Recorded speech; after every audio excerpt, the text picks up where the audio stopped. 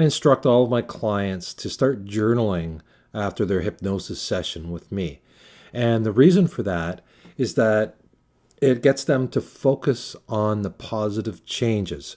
And so the only things I have them journal are anything that they notice that are different, that are changes that are moving them towards what their goals are. And so anything that happens that they notice that is different behavior, they have a different reaction. Somebody did such and such, and normally I would have done so and so, but this time I did this instead. And the idea is to notice those changes, those positive changes that are happening. And when you write them down and you document them, what it's doing for you, it's helping to solidify those changes for you. And it's helping to create even more changes, because when you get more of what you focus on.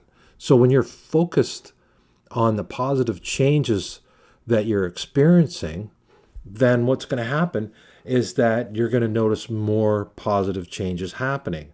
And the more positive changes that you notice happening, the more positive changes that'll happen. And so it's a cycle, and you get more of what you focus on. And so when you focus on those positive changes, you get more positive changes. And that is the main reason why I have my clients all journal after their session with me. And this can be for a QHHT session.